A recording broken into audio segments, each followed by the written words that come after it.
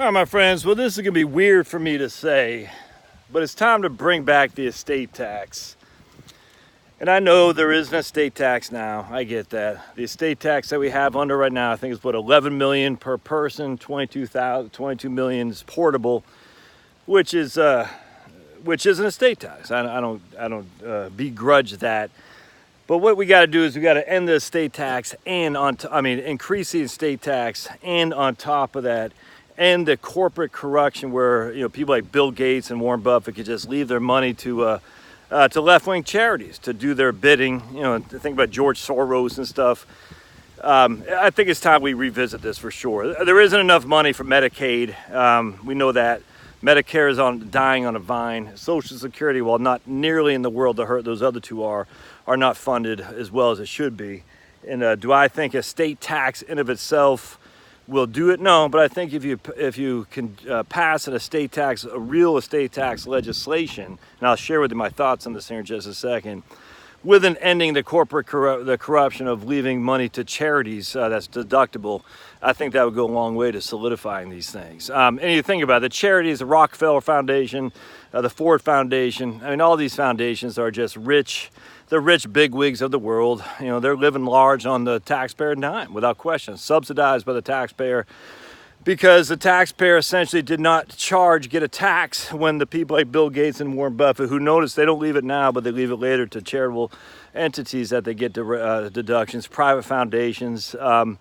It's just the whole thing is corrupt from front end to back end, and that's all there's to it. And then secondly, you also have this thing, I'm watching that show Succession on, I think it's Amazon, It's actually pretty interesting, because only this morning while I was in the shower did it occur to me that show is kind of like Fox, with Rupert Murdoch leaving his legacy to his heirs, Lachlan and some other Murdoch, I don't know what the other kid's name is, but part and parcel, when kids inherit their parents' money, they become left-wing activists. Notice the people from Walmart, notice the people from Disney, all these various companies, they become they're spoiled. They're rich kids, never had to work a day in their life, and yet they become left-wing activists. So essentially, when we have generation over generation of wealth transferring to generation after generation, what we're doing is we're allowing the end of capitalism, essentially, because these corporatists are now in control with all their big money, but passing and advocating for legislation that hurts mainstream and middle America. And that's just a fact. Climate change stuff is a fact to hurt you and I, not them, because they got the money. Arnold Schwarzenegger has his freaking SUV or his Hummer electric vehicle for sure. He can afford a carbon tax. He can afford to be carbon neutral. Of course, that's silly, but he's not. But in theory, he could pay it. You and I can't. If we want to see Grandma Jones in Birmingham, Alabama before she passes, and there's some carbon tax and stuff like that, you and I can't afford the tax. You and I can't afford the restrictions on that, but these guys can. And these guys are all the rich kids of wealth. And because of that, because they don't know what it's like to work, they essentially can go and advocate for left-wing stuff, big government stuff, anti-capitalist stuff. So we need to increase the estate tax in order to save capitalism. And I'm not talking corporatism, mind you. I'm talking real-world, free market, laissez-faire capitalism that you and I can practice in our backyards simply by producing a product and selling it value for value to a person who wants to buy it. It's literally that simple. Nothing more, nothing less. That's capitalism. Value for that value. Corporatism is different. It's lobbying, having political punches pulled or political resources captured. It's the same. I will find my son getting $50,000 a month at some Ukrainian oil company. And look, you can say the same about Trump. I get it. It's the same thing. All that stuff. And I don't have any qualm at all about saying, well, how about the Trumps? Agreed. The whole point is all these guys take advantage of this without question. And the nice thing is when you have a real estate tax, which really does a state tax to say we are not going to allow wealth, a significant wealth, to transfer from generation to generation without the government getting some of that in order to fund programs like Medicaid, Medicare, and Social Security, at least reduces that to some extent, for sure. So my thought would be this, pretty simple, end all charitable deductions, all of them. all charitable deductions. Church, I don't care. SPCA for dogs like Pablo, don't care. All charitable deductions ended. And the reason for that is simple, because the only people who get a charitable deduction now anyways are wealthy. Middle class and lower middle class earners aren't getting charitable deductions because the standard deduction is too high. So end charitable deductions, because you aren't getting a charitable deduction most likely. Only the rich and wealthy are. Now, the rich and wealthy also get a charitable deduction, and they also have a way to, let's just say, tell the board of directors of that various charity how it should be run. And so they get to put their 2 cents in a whole lot more than you and I can. And because of that, a lot of these charities are funded by left-wing activists who receive their money inheritance. We call them trustafarians. They're living off parents' money, and they act like Hugo Chavez is a good person. So here's what I say. $50 million exemption. That means farmers, small business owners, entrepreneurs. Most of these guys aren't going to have more than $50 million in an estate. All right, so you have a $50 million exemption per tax-paying unit. That's household. If married, filing jointly or single, it doesn't matter. $50 million exemption. Once your assets are over 50 million bucks, you're going to have a decent sized estate tax. We'll say 50% of the amount, and whatever it could be, whatever the amount your estate is, we're going to get half of that. So Warren Buffett sucks, but you're still going to leave a significant net worth to your heirs. If you want to leave it to charity, that's fine. A charity gets it after the government does, because we have things that have to be funded: the military, infrastructure, Medicaid, Medicare, Social Security.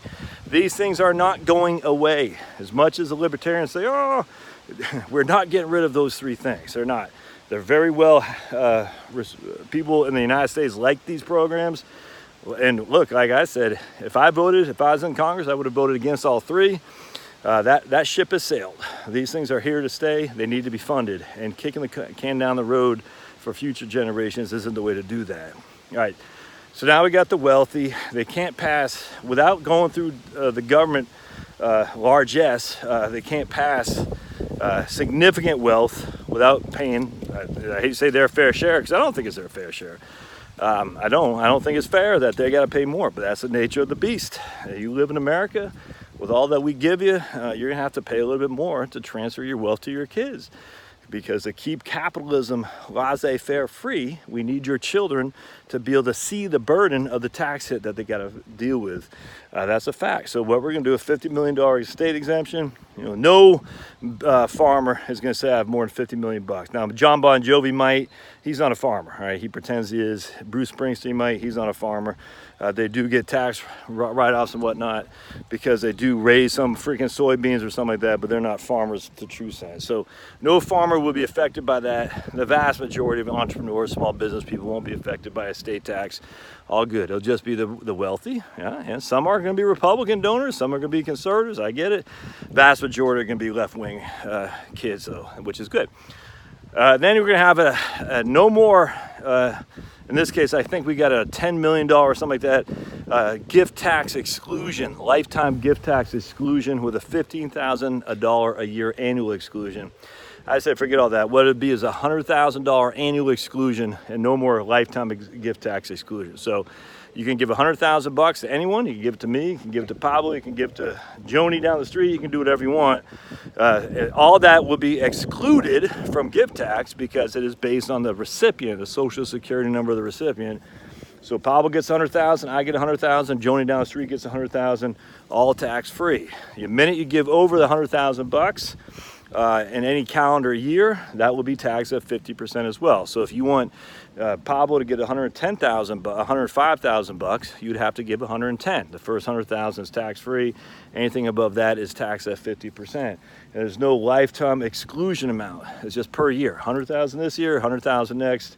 And that's it. And so that way we know you can't avoid the estate tax by gifting a lot of your property, which is what happens a lot.